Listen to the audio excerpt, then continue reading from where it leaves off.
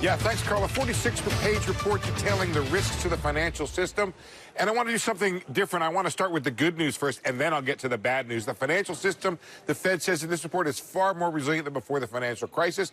It says banks have more capital, have more liquidity, and household borrowing is at a low to moderate level. Business and household debt is in line with GDP. But here we go.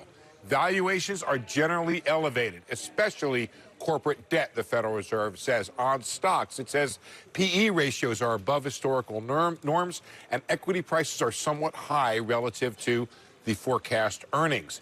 They have some concerns about mutual funds holding corporate debt. There's a bit of a mismatch with how the liquidity in the mutual fund versus how quickly they can sell the underlying assets of corporate debt.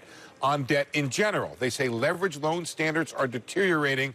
Business leverage is near the highest level in 20 years, though it's been flat since 2016. It's been high at that level. Business debt service, they say, however, is at the low end of historical range because interest rates are low. There are some signs of riskier activity by banks, including, they mention, the easing of loan standards for commercial and industrial loans. Hedge fund leverage, they say, is up by 1/3. And then there's this section on near-term risks to the financial system, and they mention the Brexit and euro area fiscal challenges in general. And they say slowing growth in China and emerging markets and trade tensions. They don't cover, by the way, elevated public debt levels at all in the United States. Carl, so the question is going to be, what do they do about it? Well, the answer is nothing in this report. This is a report that existed inside the Federal Reserve System more or less before it was made available to the public. And now they're making this public as part of this transparency effort that, as you know, is part of, I think, 2 or 3 different reports they're now putting out from the Federal Reserve as part of a transparency effort under the new Federal Reserve Chairman Jay Powell.